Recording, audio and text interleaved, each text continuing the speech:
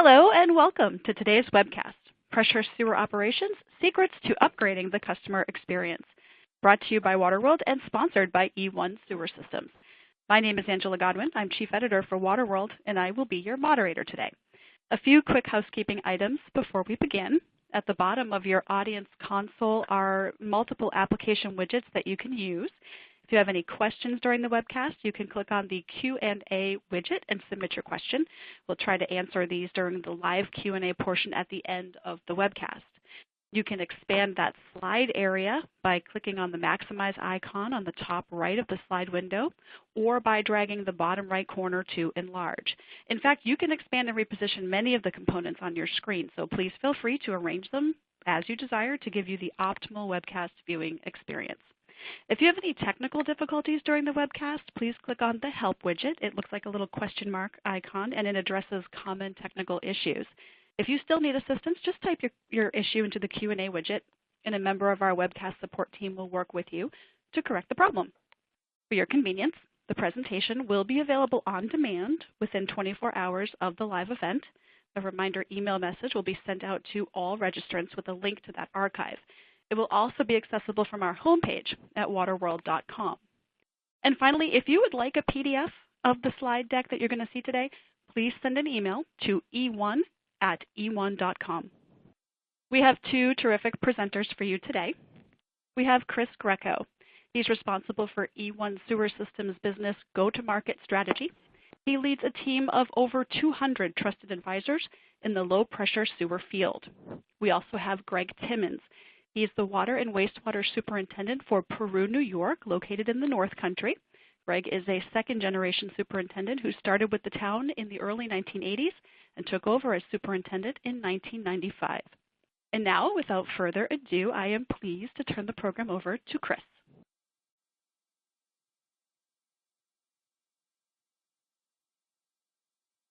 Thanks to Angela Goodwin and the entire WaterWorld team at Penwell for making this webinar happen, and for all of you, those out there, for taking the time with us today. I got to tell you, I hope you're really excited. So let's get down and discuss some really great secrets to upgrading the customer experience using pressure sewers.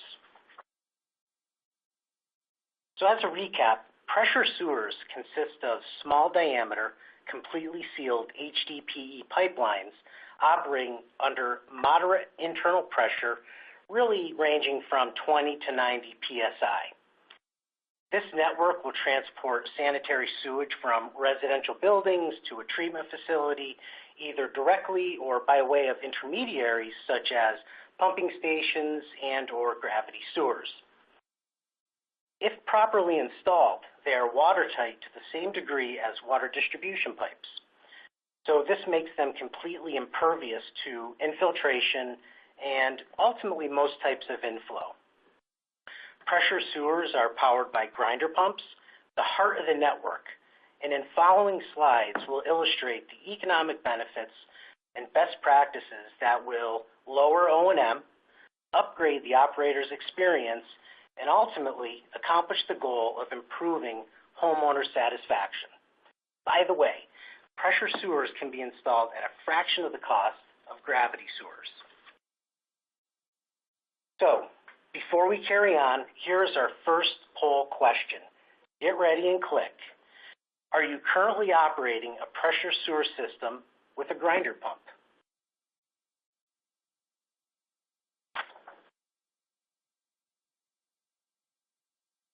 All right, and the numbers keep going up. We're clicking away.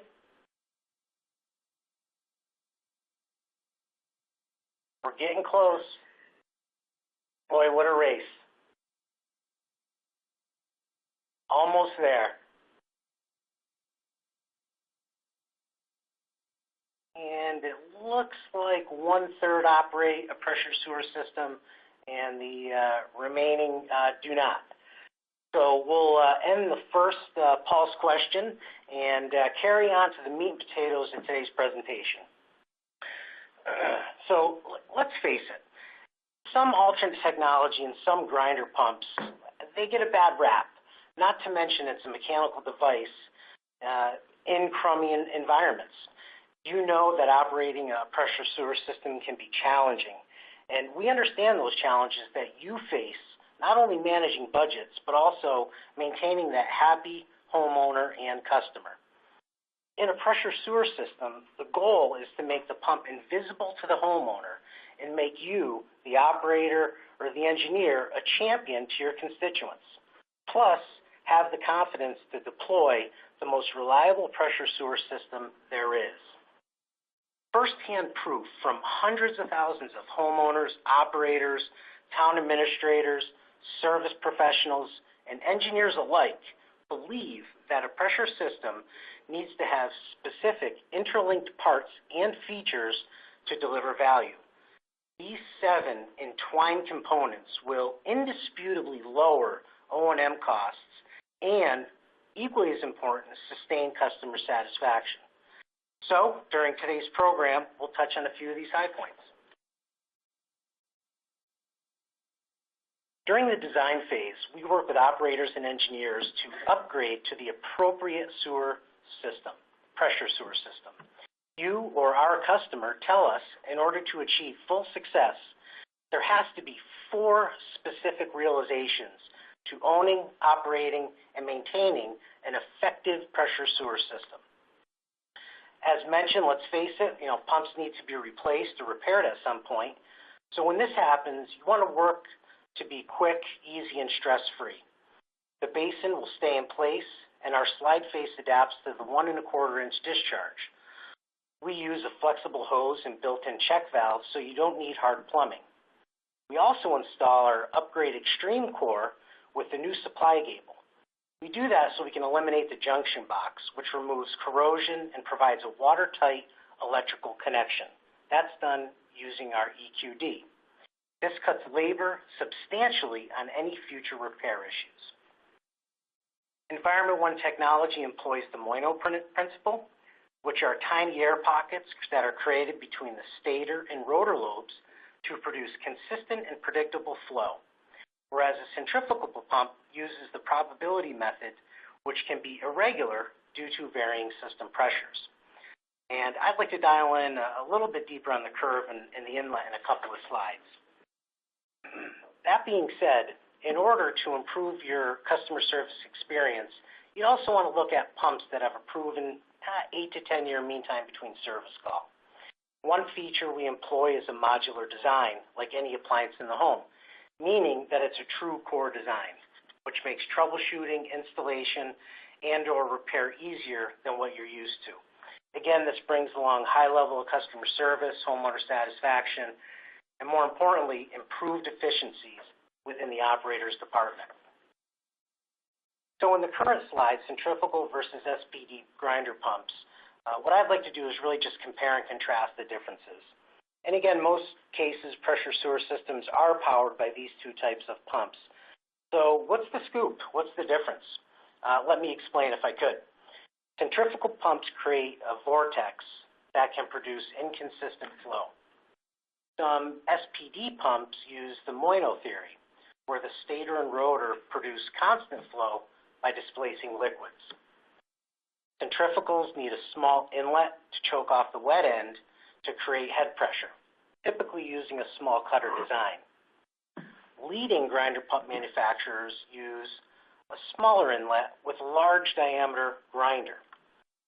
We all know that most centrifugals use floats, pretty common, which obviously require routine maintenance, while E1 uses pressure switches. Those switches do not come in contact with the wastewater. Then you have to look at rails. Centrifugals use rails, brackets, and junction boxes, which typically lead to nuisance alarms or additional trouble calls, not to mention making service a little bit more challenging.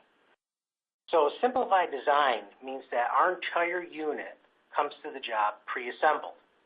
Install the pump in the basin, pull the cable through to the panel, and then perform your startup.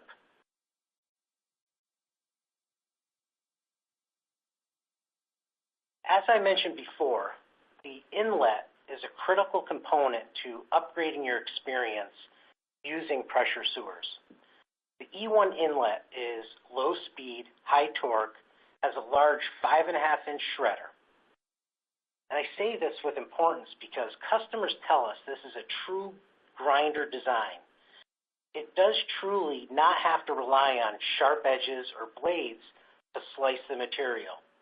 Materials are ground up using stainless steel cutter bars, slowly macerating the material without the tendency to jam or clog. And if you've seen an E1 grinder demo, it's absolutely dull and boring. Centrifugals, on the other hand, and other SPD pumps are designed to be high speed, low torque, using a small cutter design at 2.5 inches, which creates high velocity and heavy wear and tear, leading to more service calls.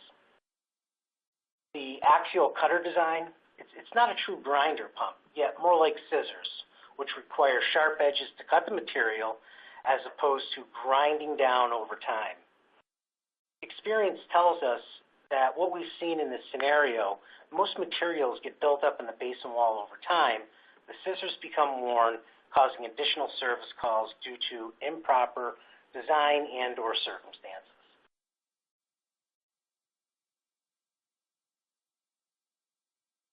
All right, so this is easy. This slide tells it all, right? Holy cow, this is a crazy diagram, so let's try to soak it in.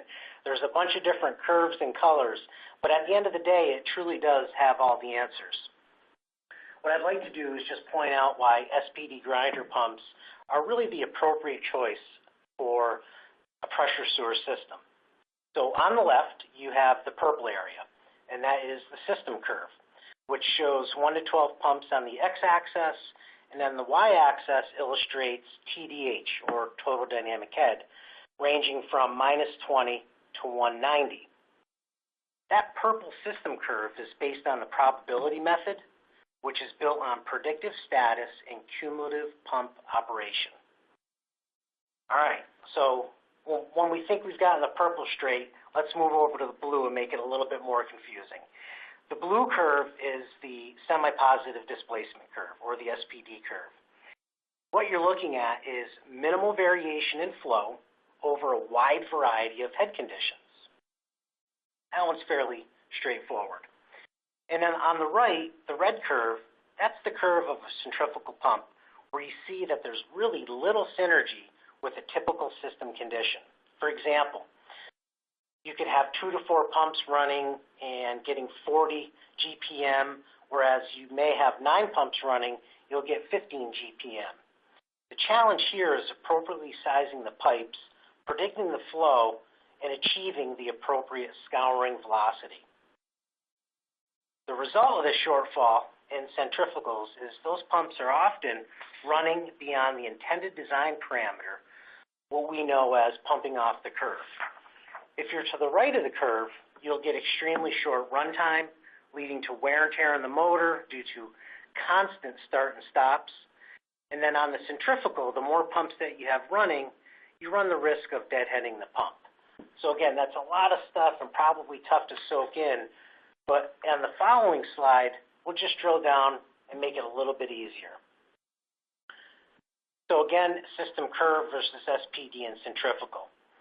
When looking at this, you'll virtually see the same flow of pressure, not to mention scouring velocities are maintained without stressing the pump.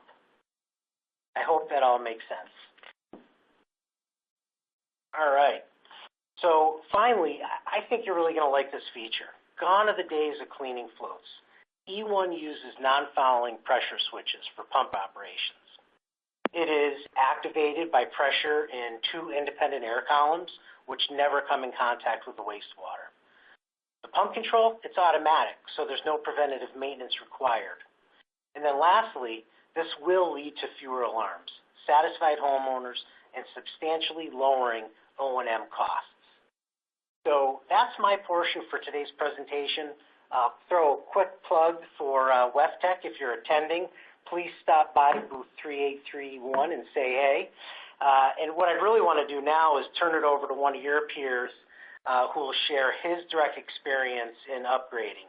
So hailing from the town of Peru, New York, Greg Timmons, ladies and gentlemen. Take it away. Good afternoon, everybody. As Chris said, and I was introduced, my name's Greg Timmons. I've been in the water and wastewater industry since the early 80s, second generation. I took over this position in 1995, and at that time we'd had one low-pressure sewer system that was just installed in the mid-'80s that we'll be discussing. A little bit about our community before we go too far. We're orientated on Lake Champlain, just about 30 miles south of the Canadian border, and our hamlet area itself within our community is about 3 miles west of that. Most of our system was created in 1930, which is a standard gravity system. So when we had a low-pressure sewer system put in 1985 down along the lake to serve 35 residences, it was a little bit different, something we weren't used to. The other thing about our community, which made this area so important and why we started looking at low-pressure sewers, is because it's a historic area. Along the lake in this area is the area we call Valcourt. It's an area where, if you read your history books, through the Revolutionary War, there was a turning point within the war where Benedict Arnold defeated through one battle the British fleet, which actually deterred them through the rest of the winter, which was a turning point in the war. So when you talk about our community, in that area, it's pretty historic, and it's kind of a tourist area. Through the 1950s, it had a lot of mom-and-pop hotels, couple 3 restaurants, and seasonal camps that weren't very large, but were on nice pieces of property. So back then, everything was basically orientated toward just septic systems. There was no municipal system down there at all. Well, as the area grew, what we're finding out is that the private leach fields or septic systems along the lake that were there were not adequate for what was needed for the type of population that was starting to grow in that area. So with that whole area along the lake being a split shale ledge type ground, what was happening is as the leach fields were getting older, they were starting to notice a lot of infiltration into the lake, a lot of nutrients that were headed toward the lake that were creating algae problems and other situations. Along with some of the seasonal areas, that their leach fields or septic systems were probably small enough or not adequate at all, which led to other situations that were headed toward the lake.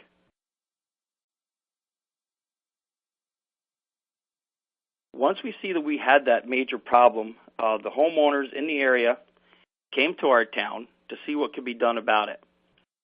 That area being a historic area, and also along the lake there is an area that we call, it is Valcourt, but it's also part of the Adirondack Park Agency, which is a large natural park within New York State. And because it was part of the Adirondack Park, we pursued the idea of getting a grant, which we received through what they call the Innovative Technologies Program, to give us funding to try to put a municipal sewer system in there. But because it was all shell or ledge orientated, the terrain was not conducive to a standard gravity system that we were used to working on or installing. So the engineers that we put on board looked at the probabilities of the low-pressure sewer system to see if that would have adequate design and would fit our needs, which it did.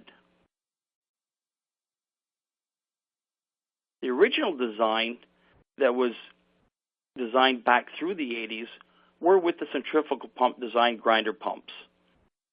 When we put that system in, it was brand new to us. We had no experience with grinder pump installations. So as it was being installed, we were learning right along with the contractors.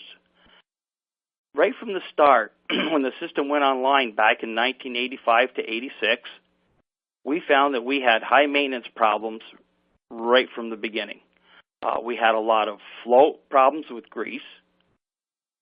Within the vaults or the pits themselves were junction boxes that each 2-horse grinder pump had 14 individual connections between control connections and motor connections. We had a lot of corrosion due to condensate between the outside of the junction box and the inside.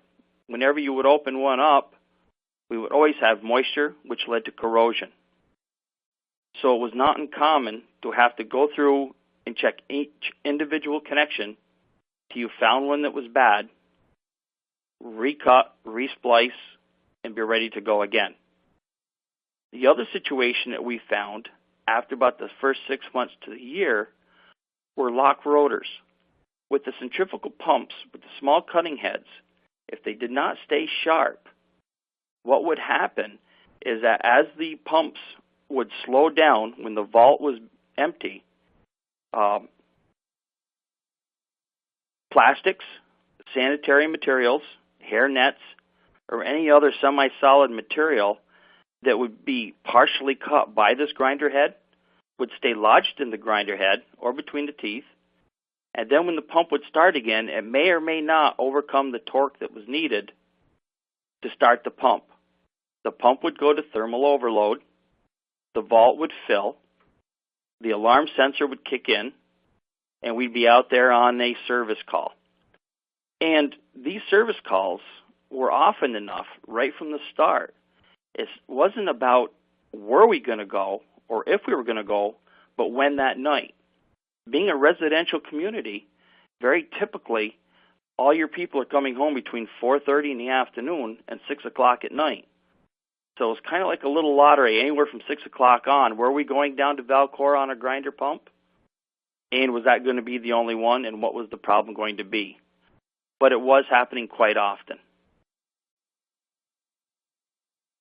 We had enough situations with these centrifugal grinder pumps that by the beginning of 1990 and through that area, we were asking engineers what else was out there for products.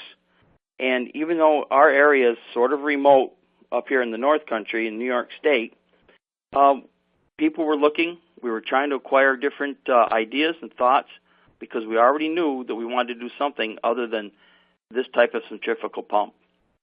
By 1995, our communities had grown enough, both population and budget-wise, that allowed us to start going to trade shows, such as New York Rural Water Association or the American WaterWorks programs for trade shows.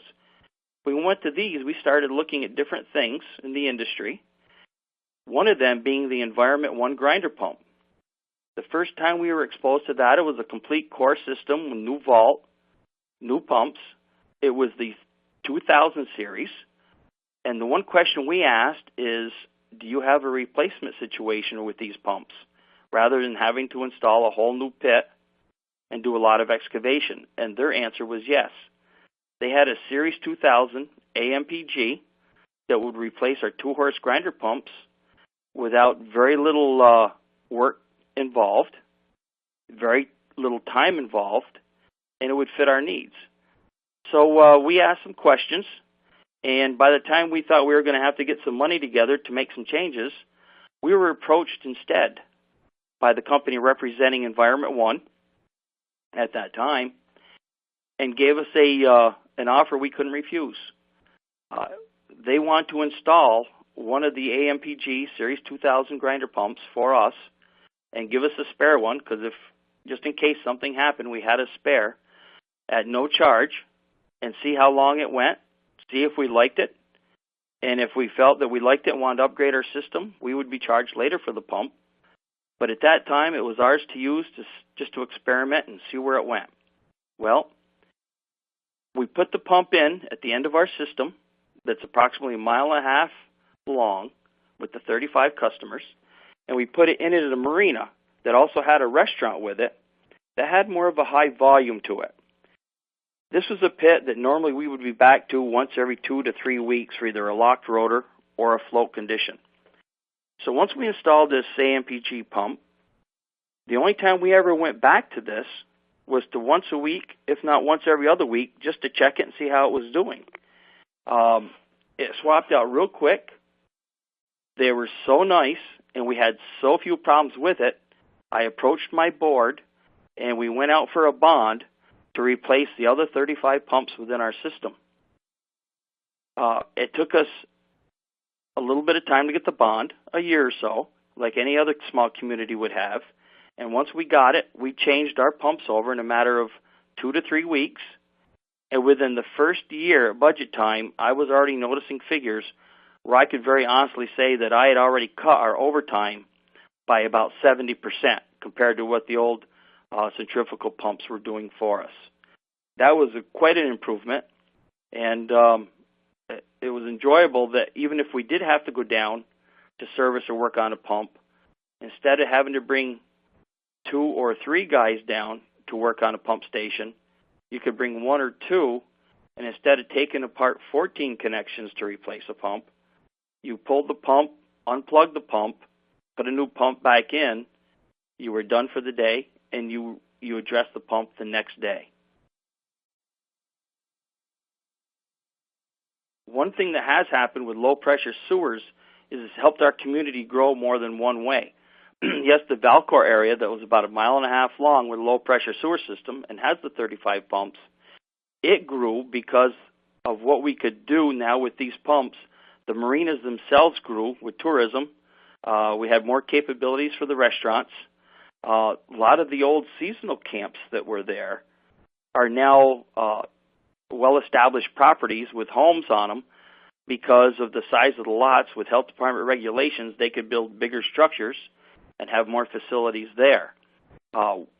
We've also used, in regards to low-pressure sewer systems and Environment 1 pumps, within our own hamlet community where the gravity system is, we've had 4 or 5 isolated areas where we have put the E1 pumps in to pump back up into the gravity system, where those people themselves would have had to have just septic systems because they were lower than the gravity system itself. Down along the lake, one of the things that we've always been proud of now for the last few years that I talked to the representatives of E1 about is that since the low-pressure sewer system itself went in 1985, the owners along Lake Champlain and the homeowners have noticed a large difference within the quality of the lake because of the nutrients that are not going down into the lake. It's cleaned up over 200%. We have very little algae problem, and you can see it in the growth of tourism with the marinas and the restaurants and just the number of residences that are there now and are asking to come in. So that's pretty much the end of my presentation. I'm hoping you have a lot of questions. Low-pressure sewer systems in that regard have been good to us since we've gotten into the E1 situation with their pumps. We upgraded a few of them from the Series 2000 AMPGs to the Extreme Series. We've had great service from the company. We've had very low problems or situations where we've had to replace pumps. And when we did, they were quick, easy replacements at low cost to us as a community. With that, I'll turn it back over to Chris.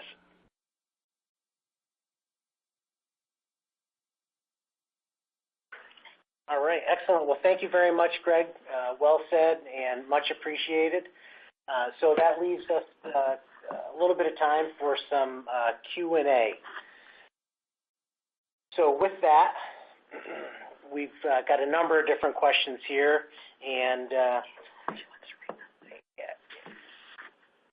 as far as the questions are concerned, Angela, I'm not sure if you're going to read out the questions or if you'd like us to just tackle them one by one. Sure, Chris. I'll go ahead and just facilitate that for you. And we do have quite a few great questions lined up. I just want to thank you guys first. You both had fantastic presentations, so we really appreciate that. And so as Chris said, we are going to move into question and answers. And I just want to remind folks that if you would like to ask a question and you haven't done so yet, you can still do that. You just want to click on the Q&A widget at the bottom of your console, and you can enter in your question there. If for some reason we don't get to your question right now, we will be sharing these questions with the presenters, and so you may still get an answer offline. So with that, let me just go ahead and dive in. Let me throw this one out to you, Chris. Maybe you can tackle this. Is household grease a common problem with these systems? Well, I'll tell you, that's a very good question, and it comes up often.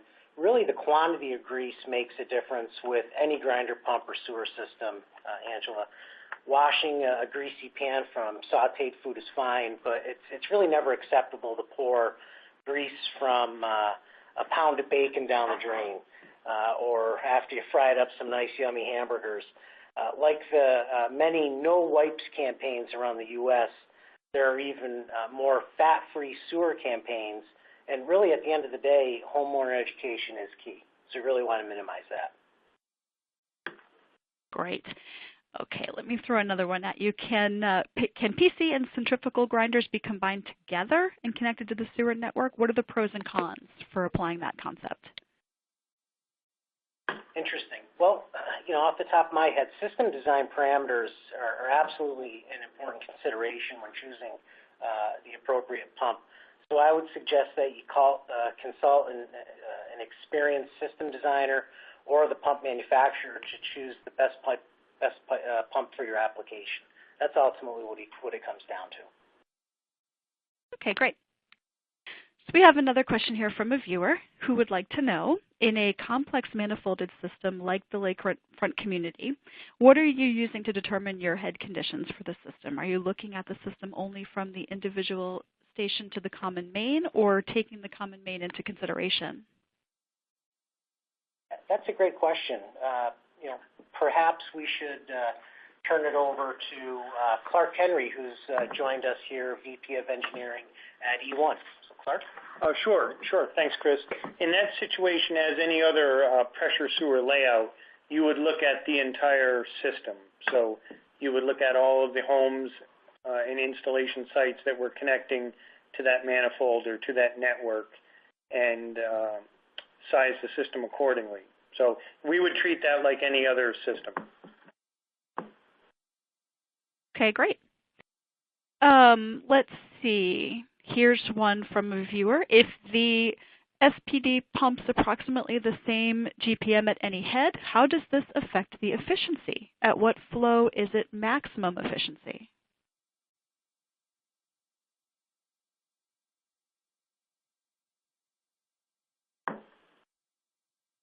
The system is always operating at a very efficient point of the semi-positive displacement grinder pump.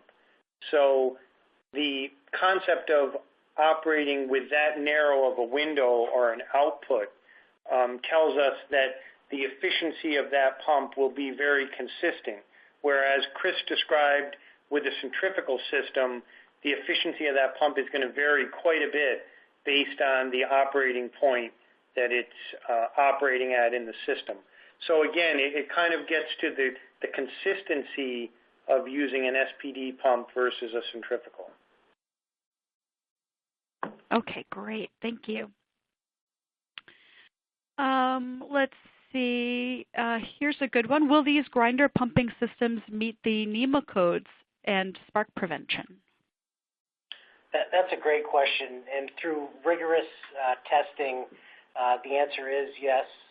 It will meet the NEMA 4X standard. It also allows our pump to be fully submersible.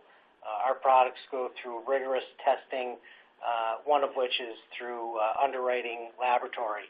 Like any appliance in the home, our grinder pump is ultimately tested and proven to be operationally safe and secure. Terrific. What about odor? Are there any odor issues? That's a common question. In fact, why don't I turn it over to Greg Timmons to get his experience on that particular question.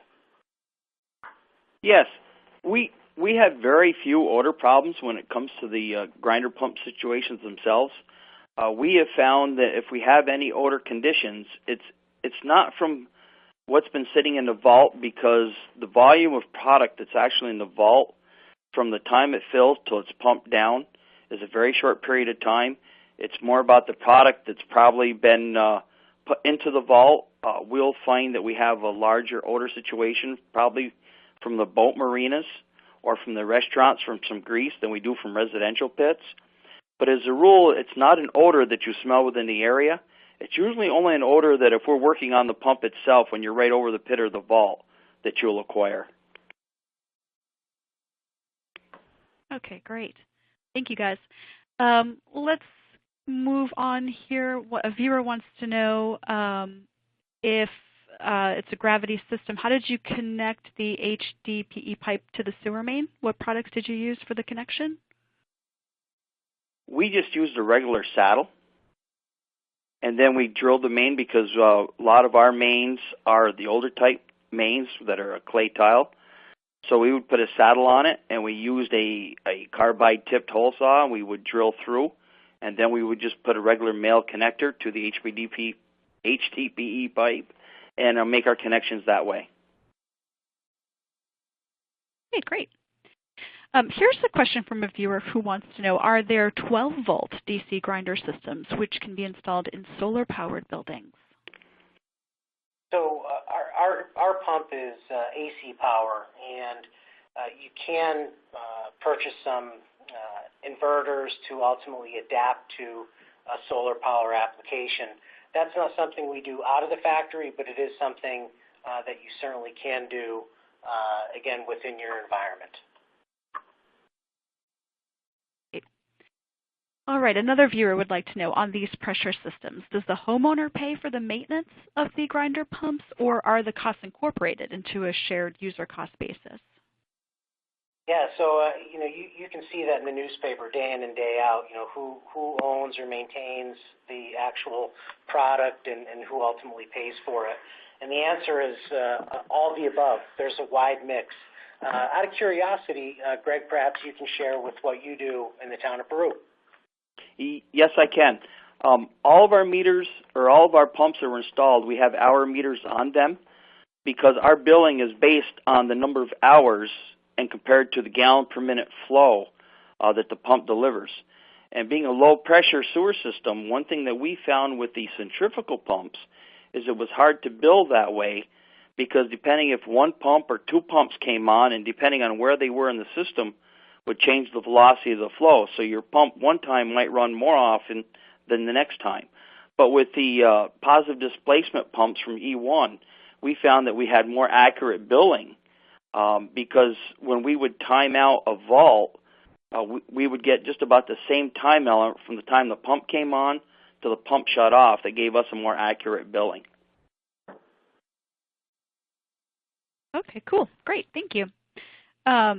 And maybe since we're on the topic of costs, we have another viewer that would like to know, how are these costs comparative to a gravity system or a step system in the long run, considering O&M and power consumption? Sure. From a power consumption standpoint, the E1 grinder pump is really going to be no more than your average toaster oven inside a home. As far as installation costs and O&M costs, I think the greatest advantage you're going to see with low pressure sewer is certainly on the capital upfront installation costs. We do not require to dig deep. We use directional boring, so you're not disturbing the landscape, ripping up traffic, etc. It's really a light touch on the land. In addition to that, from an O&M perspective, there are absolutely costs included with gravity, a number of line items that you typically don't see. E1 has a calculator that we can help illustrate some of the costs and comparisons between the two. And what we have typically found and what our engineers or our customers have said is there is absolutely an economic advantage by installing pressure sewers, not to mention the added value the engineer has in working with the municipality. Great, thank you. Here's a question from a viewer who wants to know, are these grinder pump installations primarily for small systems? Absolutely not. There are systems that include up to 6,000 or even higher, all low pressure sewer, not including any gravity collection whatsoever. So pressure sewer can range from very small to in the multiple thousands. And we've got hundreds of installations across the globe where we can point to those specifics. Great. And maybe on the other end of that spectrum, we have a viewer that wants to know if you have package pump systems that can work for a single-family residence running 110 volts. Sure, absolutely you can. Okay, terrific. Let's see. Here's a good one. This viewer wants to know, what about H2S damage in the receiving gravity sewers? Is there any issues there? I'm not sure if that is more targeted towards Greg. So, Greg, what of H2S damage in the receiving gravity sewers? I'm not sure if I understand that question. Yeah, same here. I know we haven't seen any situations in regards to that with the grinder pumps in comparison to a gravity system because the product is not in the vault for a long period of time, and it more or less just moves into the low-pressure sewer main itself. Okay, great. And here's a question asking for a little more detail about the control systems. What can you tell us about that? Well, the controls, like the modular design, are built into the core of the pump. The electrical conduit is then run to the alarm panel. But the brains, so to speak, are in the core modular design, which is part of the pump. And the feedback that we received is that is the preferred way to maintain, replace, or repair a pump because it's easily taken out of the basin or pit, and you can oftentimes repair on site. Okay, terrific. Thank you. I'd like to add to that too. Mm-hmm. One of the things that we found with the conversion from the centrifugal pumps to the E1 pumps is that with the multiple conductors that were in conduit underground, it was very easy to pull one set of conductors out and pull the harness in for the E1 pump and remount the control panel on the structure or wherever it needed to go with very little effort in most cases. Terrific. Great. Thank you. Here's a question from a viewer who wants to know, what are the flow rates for the E1 pumps?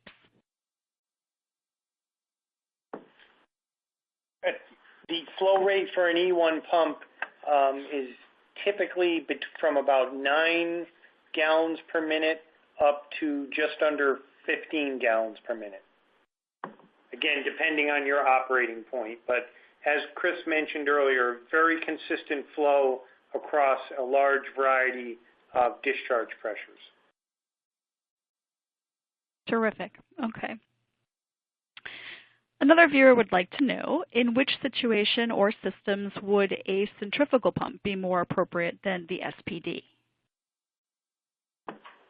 I guess when we think of centrifugal pumps, again, relative to one of the slides that Chris showed, ideally centrifugal pumps are suited when you know the exact operating point that you would tune that centrifugal pump into by trimming its impeller or something like that. So if you know you're pumping from point A to point B and you're going to be operating under the same system design conditions every time, that would be a good use for a centrifugal pump, particularly if you needed a very high flow rate from a pump.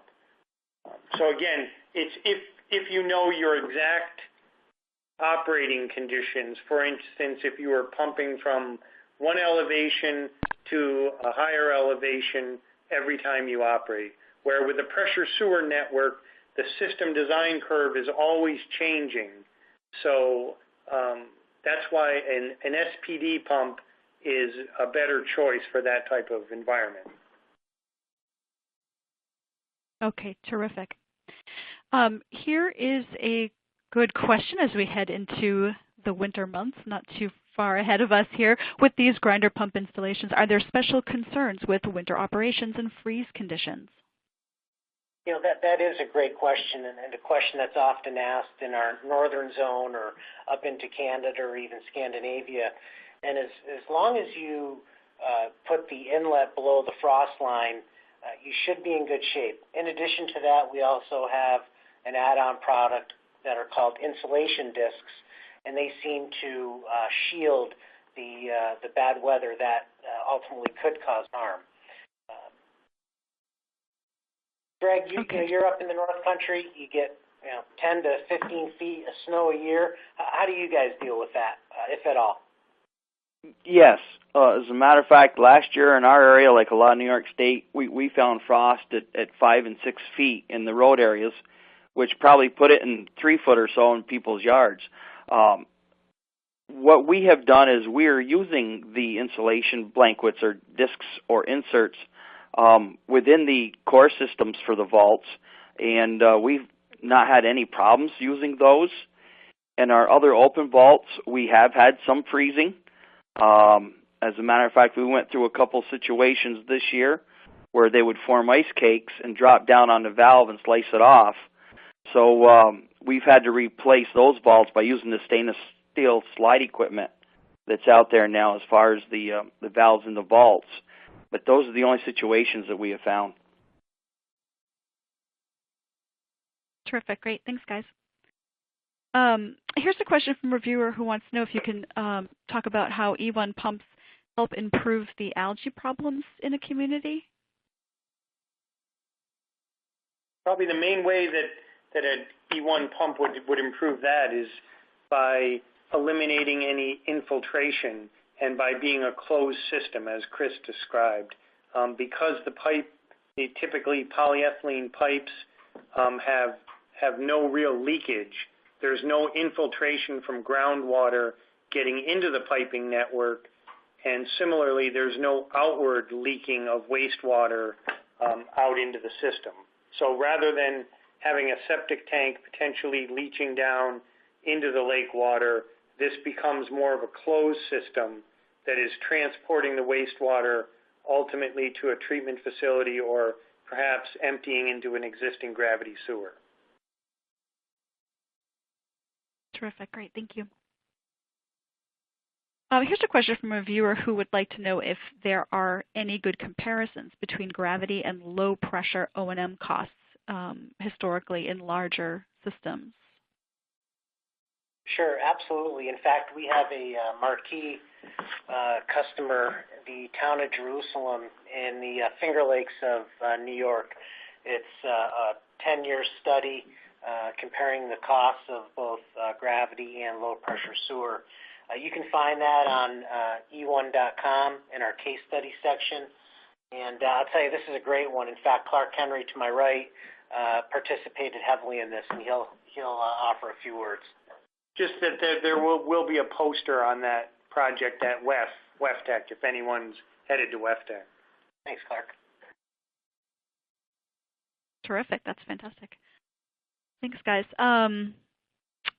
Here's a question wondering how receptive are municipalities to these pressure sewer systems? Well, 45 years ago, not very. There was a lot of missionary work that was done. Today, we really feel that low-pressure sewers are the appropriate technology. In fact, municipalities are plagued with ways to reduce costs within their budgets, and they're very much open to looking at low-pressure sewer. So, today it's not considered an alternate technology, but more of an appropriate technology. Not to mention with the build-out of more residential homes and the lack of good property left, there's a big challenge for builders and developers to take orphan lots and turn them into pristine properties. Low-pressure sewer can ultimately help achieve that goal as well. What I'd like to do is ask Greg about approaching the board with their LPS plan and what happened there. Well, when we got the grant to do the Valcor area, it pretty much spoke for itself because of the terrain and our inexperience with low-pressure sewer systems. Like I said, we were learning as it was being installed, and we saw the big difference. What it did for us is as that system was being installed, we saw how it could benefit our hamlet community where we had strictly a gravity system. We had 2 or 3 areas that were lower than the rest of the gravity system, so it wasn't feasible for growth, especially for light commercial usage. Since the low-pressure sewer systems have come in, matter of fact, we just finished connecting one system that's just about 3/4 of a mile that's going to open this whole 5 or 6 acre area for development by using low pressure sewer systems. And the board has been very receptive because it creates for expansion within the community. And they see the difference in the cost versus the purchase and installation of a major lift station that would have to be done by gravity, where with directional drilling, low pressure sewer systems can be put in quite easily. Terrific. Okay, here's another question from a viewer. He would like to know, what is the design life for an E1 pump? Well, if it's installed properly, it should last for decades. We have, over the 45 years, we've installed well over 500,000 pumps serving well over 1 million end users. There are many pumps in the ground throughout the U.S. and elsewhere dating back from our 200 to 2000 series. The good news is whether you're on generation 1, 2, or 3, all the parts are backward and forward compatible. Again, I need to point out that the pump itself, along with the basin and controls or alarm panel, need to be installed successfully in order to have a long life. Okay, great. Okay, here's a good question from a viewer. Do E1 pumps handle sump pump discharges? That's an interesting question. Generally speaking, yes. I think they certainly could handle it. I think typically, like you would see, some people have the gutters from their home tied into their wastewater stream, which you don't want to have. Ideally, they're intended to just process the wastewater coming from the home. So if it's a sump pump pumping a basement or something, ideally you wouldn't want to run that through your wastewater system. But they certainly could handle pumping it. But it's not an ideal situation. Mm-hmm. Okay, great. Thank you.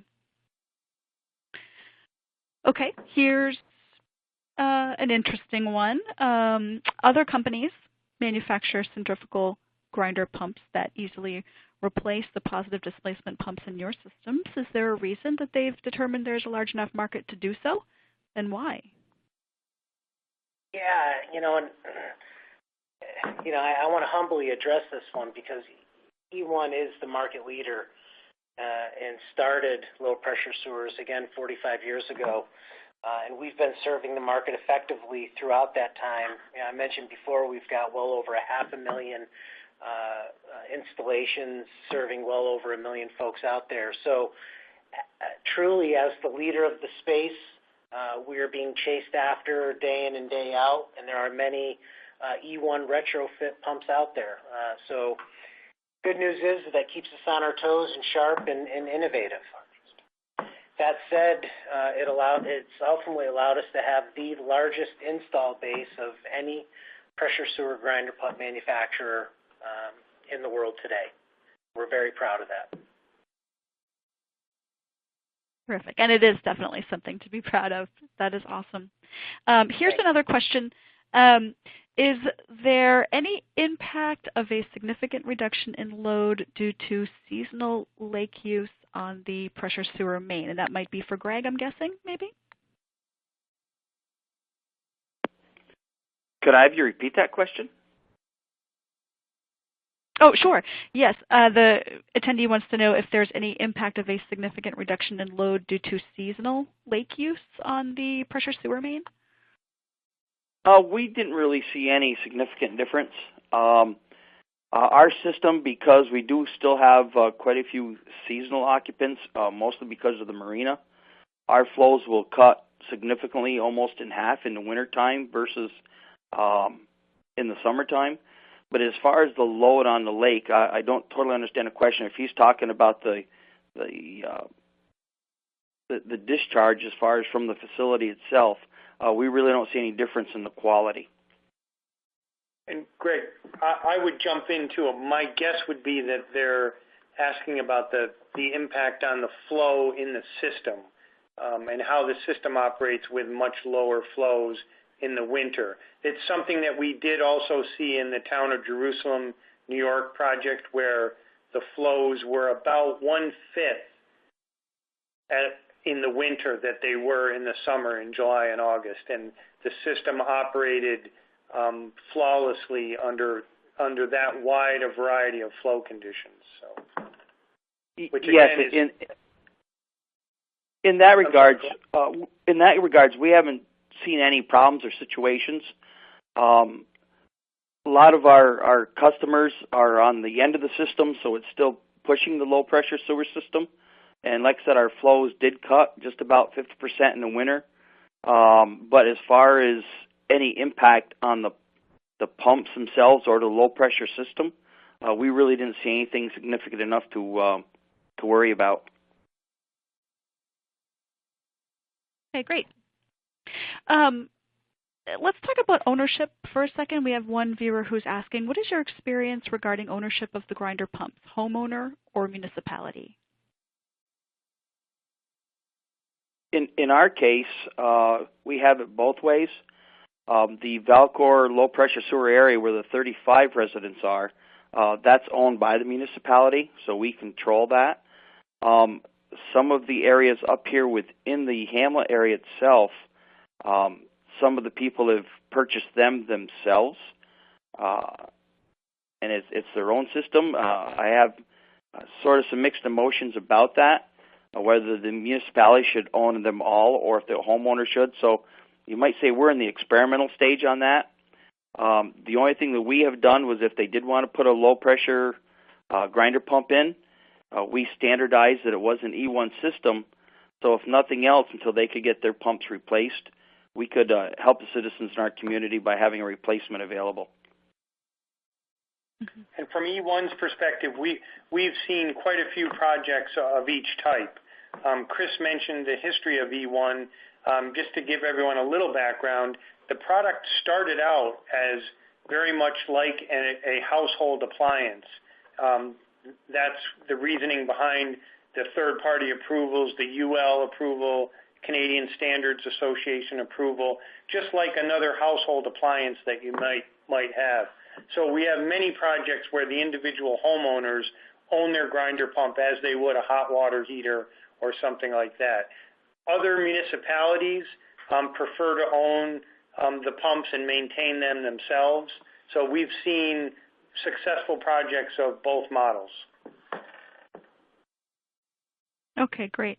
And actually, maybe a follow-up question to that. We had another viewer asking about maintenance agreements. So is it necessary to have maintenance agreements to keep the pressure sewer systems well maintained, especially if it's owned by a homeowner? Not necessarily, and it is a very legitimate question. You know, our pump is designed where you do not need to have preventative maintenance, although if a consumer feels that they would like to have some quote-unquote insurance, they can certainly work with one of our engineered distributors to set up a service contract, if you will. Okay, great. Thank you. We are getting very close to the top of our hour, but we do have time for just one or maybe two more questions. So let's talk a little bit about pumping downhill. We have a viewer who would like to know if the pressure main drains off, does that create a problem? And if so, how is it handled? Speaking again to the experience with E1 grinder pumps, that does not create a problem. There is an anti-siphon feature within the pump itself that breaks any siphoning effect. So again, the nature of the semi-positive displacement pump makes these systems able to pump downhill as well as pump uphill. Okay, terrific. And just one last question. Are most grinder pumps compatible in systems that previously used a different brand or style of grinder? Yeah, most definitely. The grinder pump was chosen to meet a specific design parameter. So if pumps are going to be replaced, these parameters should absolutely be reviewed before choosing a new grinder pump. That said, E1 does offer retrofit kits for any competing lines out there. Excellent. Excellent. Well, as we are at the top of the hour, I am going to go ahead and close the Q&A portion of the program. But on behalf of WaterWorld and Penwell Corporation, I really want to thank today's speakers, Chris Greco and Greg Timmons. You guys did a fantastic job. And I also want to thank our sponsor, E1 Sewer Systems, for today's presentation, Pressure Sewer Operations, Secrets to Upgrading the Customer Experience. I will remind folks that today's presentation will be archived within 24 hours, and it can be accessed from the homepage at waterworld.com. A reminder email message will also be sent out to all the registrants with a direct link to that archive. We want to thank you for joining us today, and we look forward to serving you with future webcasts. This concludes today's presentation. Thank you all for participating.